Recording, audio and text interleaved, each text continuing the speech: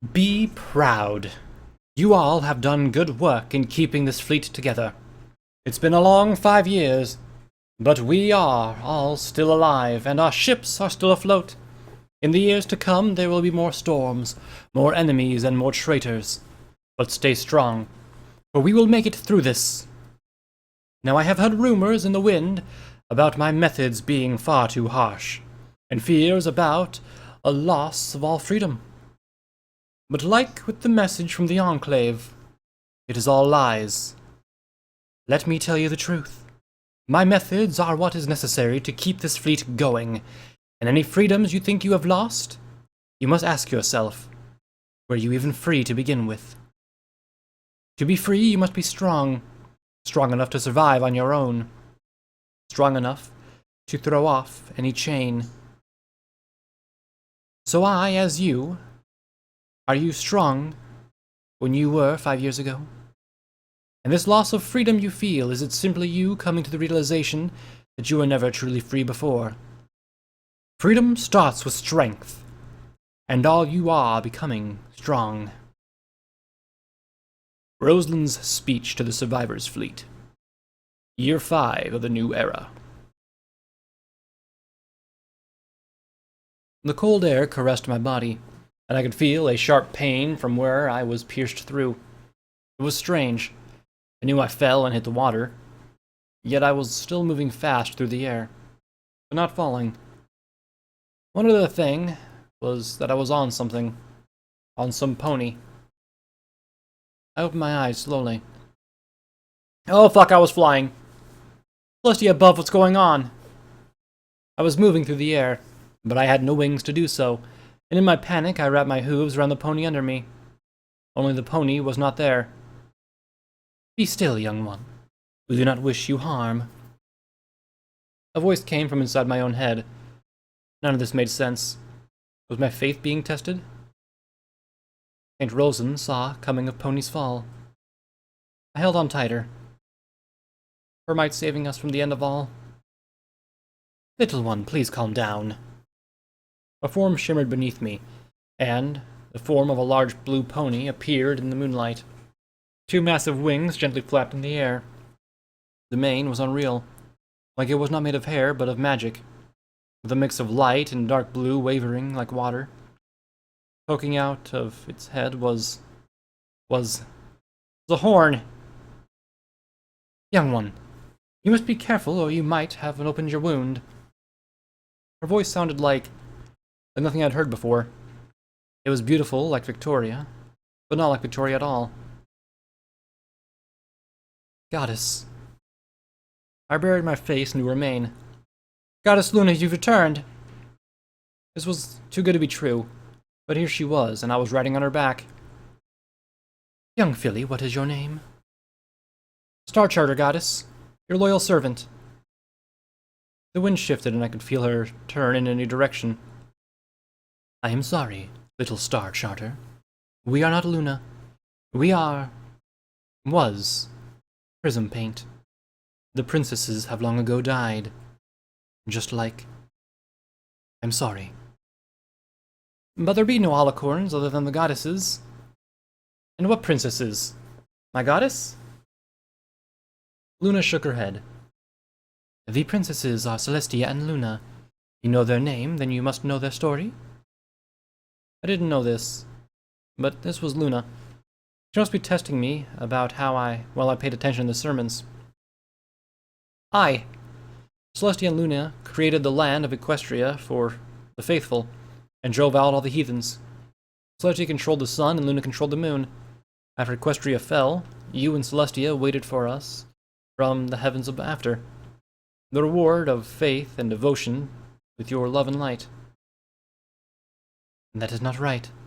Some of it, but it's also wrong. I loosened my grip. How could I be wrong? What I said's the truth. But I listened to all my sermons. I can sing you the hymns by heart, Luna. The goddess of the night was here, and telling me I was wrong. We are not Luna. We are but a wretch who is lost. Lost without mother. She suddenly dipped, and I held onto her tighter. I could see Blackwater ahead, all its lights aglow, and looking so small from here. Little one, we shall return you to your home. We are sorry for confusing you. Everything shimmered, and now we were both invisible. Up here, I could see where the chapel was, where I had been kicked into the water, and the apple orchard. The city looked dirty. Something hard to see went on it, but the entire ship looked rusted and sick. My home, was it always so ugly? Looking up at the night sky, the moon and an uncountable amount of stars shine brightly. If you're not Luna, who be you? Where did you come from? Our name, call us Prism Paint. We came from Equestria, far beyond these waters, in the warmth of unity. The city grew larger as we flew in. We are also curious. This place, has it existed since the time before the bombs? How could she not know? Unless she speaks true and it's not Luna. Aye, we built Blackwater for every pony to live on. It'd be protected by the fleet, and in turn we serve the fleet. Serve the fleet? How so? Her voice was back in my head. When we come of age, we are taken aboard a ship in the fleet. If we are weak, the fleet makes us strong. If we're cowardly, the fleet makes us brave. And if our faith wavers, the fleet returns us to the true path. And of those who do not become strong, brave, and true, they're sent to the heavens above before their hearts can become more sinful. Is that what happened to you? I shook my head. No, the captain's a cunt. She's out to get Victoria. I gotta get back to her. Victoria's waiting for me. Be still, young one. We will be there soon. We picked up speed, and the city came closer. It was strange. Never seen it like this before. It must be how a Pegasus sees the city. The orchard looked quiet and peaceful. From the tower, I could see another body hanging from the flagpole. Over the cargo box town, I could hear the sound of music and ponies at play. We passed Hull Town, with ponies quietly asleep, huddled next to the ship's hull so not to risk rolling into the water. Where should I land? Chapel. We should land there. I tried to point it out, but couldn't even see my own hoof. It's the building with the pointy top, and the clearing in front. Prism Paint made another pass over Cargo Town, landing in front of the chapel. Hopping off, I became visible again, and nearly fell over from the sharp pain on my chest. Little one, I was only able to bandage you up. If you are not careful, you could reopen your wound. Looking myself over, my white and blue striped shirt was ripped in the bottom, and my belly was wrapped in bandages. You had a sword stuck in you. We don't have time for the training for healing, but we did our best. My favorite and only shirt was ruined. Checking the rest of my clothes, my vest and goggle were still on me, but my red bandana was gone. So I'd need a new shirt and bandana. That sucked. You said that the cutlass was stuck in me? And do you still have it? The sword floated out of thin air. We did not know what to do with it, so we held on to it. Give me it. I reached out my hooves. It's mine. It was in me. The sword floated to me. It still had some of my dried blood on it. A little one such as yourself should be careful with that. You could poke an eye out with it. I cocked an eyebrow. Was she serious? An eye? I can kill a pony with this. I could hear her take a step back. If I give it to Victoria, she'll be happy that she won't take me in as a sister. Then no pony will ever mess with me. Other than the captain. Or I'll be with Victoria, the most awesome mare in Blackwater. Placing the cutlass on my back, between my vest and shirt, I smiled at Prism Paint. Well, I smiled at where I thought she was. The door sound came from chapel. It's past curfew. If there be any pony there, show yourself, or the wrath of the goddesses will be upon you. It was one of the sisters armed with a club in her grey magic. I walked up to the sister. I need to see Victoria. You know where she is? She was going to thump me. They always do. But she might tell me where to find Victoria after, so it might be worth it. If you're looking for a whore, you be looking in the wrong place, filly. She walked up to me, club raised. I braced myself for what was coming. Little fool should know better than to be out past curfew.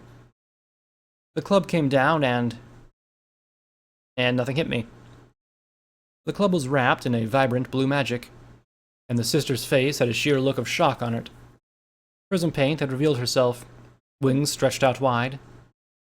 You dare strike a fool for simply being out late? We should crush you now for this! Answer her question, and we may spare your life! My ears were ringing. Damn, Prism Paint was loud. The sister had not only fell on her flank, but I could smell piss coming from her. She's at the medic's place, I swear! I felt magic lift me up, and I became invisible. Let's go, Star Charter. Before we do something we regret. I could feel her back when my magic let me go. I clenched onto her tightly, and we lifted off. Why did you do that? She was going to attack you. We simply did not want to see you come to harm. Once more, we were above the city. And you saved me before as well, when I fell into the water? Why? For a moment, there was silence, with only the wind rushing past to fill the void. We do not understand ourselves. We saw you fall, and we pulled you out from the water. The two of us came to a stop on one of the cargo homes on the other side of the city. Why would this place hurt so many young ones? Should it not protect them? Protect you? If we're protected, then we grow weak. That's how things are. I slid off of Prism Paint. If we're not strong, then we only endanger the fleet. It was strange standing around, all invisible. You really think that's how you should live, don't you? The air shifted a little. I could hear shouting from the other side of the ship. Is there any way other to live? I became visible in the sound of wings beating the air. I only know of unity, the warmth of mother's embrace, and the closeness of my sisters. But before that, before unity, I was weak, terribly weak. And unity made you strong? Yes, strong and happy. Just like serving the fleet? No. Yes, maybe. It is. It's not the same. Not at all. So unity didn't make you strong. Unity gave us a new form, made us into a newer, stronger pony. But without Mother, we don't know anymore. What happened to your mother? A vile villain killed her. She was going to save the wasteland. She was killed for it. Oh. That sucks.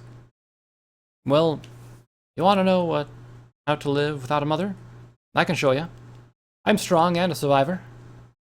I put my hoof over my heart as I spoke, to, show her that I knew what I was talking about. Like how you were thrown into the water. Sorry, but no. You must be on your way. You did say that this Victoria is waiting for you. Hey, that's a low blow. But you should come with me. I know Victoria would love to see you. We think that would not be a good idea. We are sorry. But if you go to see her, you must do so without us. I sighed. I tried to get the not Luna to come with me, but Prism Paint was bigger than any pony I'd ever seen. So I doubt she'd even fit inside the ship. Not without hitting her head on, well, everything. Looking around, I was sure I could get to the brewery from here. I'd just have to sneak past a few ponies. Thanks, Prism Paint. I owe you. I owe you a lot. I could hear the sound of wings flapping. Just stay safe, Star Charter. I had a feeling that she was gone, though with her being invisible, she could just be hovering around. It made me feel a little paranoid. Safe too, but still a little paranoid. The city at night was a little less active than it was during the day, with far less ponies out and about. Most of the activity was around the bars and brothels. Without another ship from the fleet nearby, things were far less rowdy than I'd seen them before. For me, this meant it was much easier to sneak past all the adult ponies. I just had to jump from shadow to shadow on my way to the closest stairwell and into the ship. It got a little dicey at one turn when I had to sneak under two drunk ponies. It was strange. The two Salians seemed to be so drunk that they had only made it halfway to the brothel before giving up, and they just started fucking each other. They probably didn't have the coin for a whore, too. If I didn't have places to be, I would have stayed to watch the show. But I did allow myself to have a parting thought of Blackspot, and if he would be interested in doing the same with another colt. The medics was a little deeper inside the ship, passing manufacturing, but before storage. I had never been there myself. It was a place for worker ponies, not foals, so I had to be extra careful not to be seen on my way there. Fortunately, it was the busy time for the workshop, so most ponies don't even look up. The ponies that did look now and then either didn't see me or didn't care. Finally, at medical, I quickly jumped in and looked around. The place had a smell of rot to it, as well as a bunch of other smells I didn't recognize. A dead stallion laid on the table, his white jacket covered in blood that dripped off the table and pooled on the floor. On a closer look, a syringe of Medics had been pushed deep into his eye socket. At least his death was a numbing experience. The sound of glass breaking from the next room startled me and drew my attention. "Boss, just hold still. We can't fix you up if you keep thrashing about." It was the voice of Carving Doll. "I know we're no doctor, but just stay calm, darling." Puppet String's voice quivered. If those two were there, then so must be Victoria. Hopping over the pool of blood, I looked into the back room. "If one more pony tells me to calm down, there's going to be 2 ponies with Medics applied straight to their brain." Victoria was being held down by Carving Doll as Puppet Strings was applying a bandage to her neck. Victoria herself looked frightening, blood staining her coat. The whites of her eyes were now red, and blood came from her eyes like tears. In the corner of the room was another dead pony, this one covered with metal shards that punctured the marrow over. I stepped in. "Victoria, I'm back?" The 3 froze, which only lasted a short few seconds before Victoria threw the other 2 off of her and leaped at me. Surprised, I stumbled back and fell, my head hitting the handle of the cutlass. "Now you look tasty, Wait, do I know? Ah, yes, little star charter." Looking into Victoria's eyes, the green on red was striking, and oddly, I could see a little green flame in her eyes.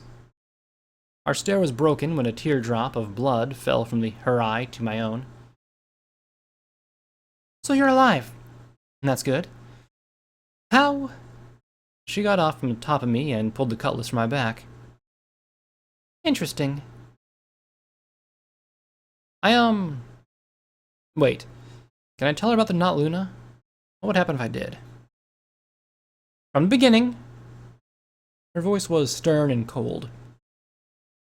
"I delivered the cloak like you told me to, but Blackwater Blast was waiting for it, and me and Scurvy Cure were taken to top of the tower.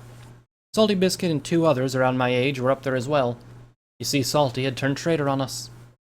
But Blackwater Blast had her executed like the rest of us. I didn't get shot because I had backed up to the plank, so the captain wanted to throw me into the water. She got real close. So close that I got her hit with the knife that I was given. But she ran me through with her cutlass, and I fell." Victoria was looking at the sword, reflecting the light off of it. "So then how are you here?" I don't know. Some pony must have saved me?" She dropped the sword in front of me. "That's a lie. If the captain threw you into the water, no pony would go in to save you." Victoria smiled. "But you are here, and you're no rat, are you?" "No, never."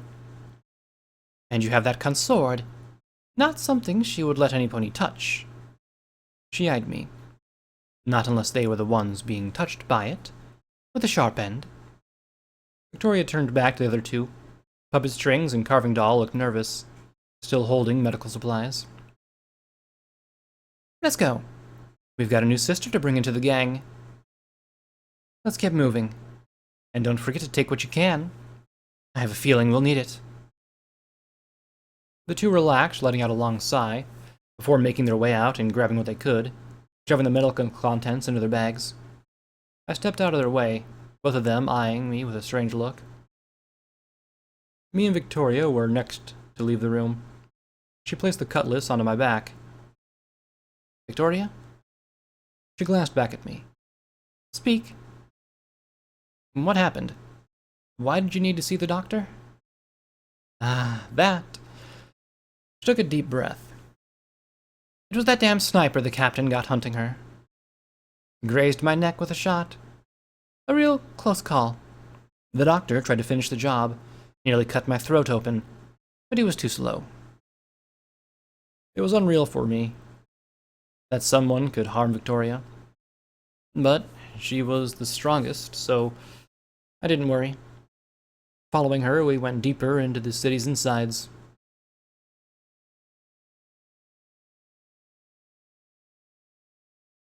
"200 years is a long time. Ho, yes, ho. 200 years is a very long time. 200 years ago, they used to think that we could control the sun. Ho, yes, ho. I don't believe it, no, not I. 200 years ago, they thought the moon was a prison for mares. Ho, yes, ho. You can't believe it if you please. 200 years ago, they thought the stars were a sign of dread. Ho, yes, ho. By some foolish zebras of a clear night, 200 years ago. They hung a mare for baking cakes. Ho, yes, ho. Her special ingredient no pony ate. 200 years ago. 200 years ago. Ho, yes, ho. 200 years ago. 200 years ago. The deeper parts of the city were a labyrinth of damp, rusted metal, pipes that snaked there all over the place, and large, magical powered machines that kept the city afloat. Once I was told about this place, and how the machines were made to produce purified water, and it turned out that the process to make them made a byproduct that was helping to keep the city from sinking for 200 years. The deeper we got, the colder it got. For years, a frost coated the sides of the walls, and I could see my every breath. Victoria had taken me to a room in the deepest part of the ship, saying only a few words along our way. The room was lit only by one light, and other than that, anything made of metal, everything was rotten. Puppet strings, you have the formula? Victoria was upbeat. That made me feel comfortable. Pulling out a box with her magic, they had 3 butterflies on it. Puppet Strings walked up to us with a smile. Right where you left it, darling. The box opened up, and it was filled with small syringes. They were all rainbow and glowed green, and stripped away that comfortable feeling that I had. What are those for? My voice quivered. Don't worry, Star Charter. It's just your initiation. Victoria rotated her hoof. You have to be strong to be part of my crew, just like how you have to be strong to be part of the fleet. This here is a test to show just how strong you are. All you have to do is survive to pass. Easy, no? I don't think I'm ready. Carving doll fell onto me from above, hooking her hooves around me. Victoria stroked my mane. Did I ever say how adorable you look? I love your mane. Eyes, too. I always had a fondness for the color green. Emerald, to be exact. So it's best to just sit tight and let us do our work. Hate to mess up one of your pretty little eyes. Her eyes locked onto my own, and I felt numb. Locking her hooves around my head, I was completely immobile. Puppet Strings slowly walked up, a syringe in her magic. The needle slowly hovered over my face, to my left eye. I just hung there. I wanted to get away, but somehow I couldn't find the strength to struggle. I wanted to ask them to stop, but I couldn't find the strength to speak up. I couldn't even blink. The syringe went right into my eye, and everything melted away. Footnote. New item. Blackwater Cutlass. A finely crafted sword made from scrap metal and malice. Its black finish made for intimidation. When the sword is visible on you, you get +1 to Charisma. Quest perk, Evil Eye. Some joke about how a stare can have powers. You don't get it. Your left eye is now an evil eye. You gain unique dialogue options and the ability to cast terrifying, when not covered up, glances. You get a -1 to Charisma and a -5 to Barter and Speech.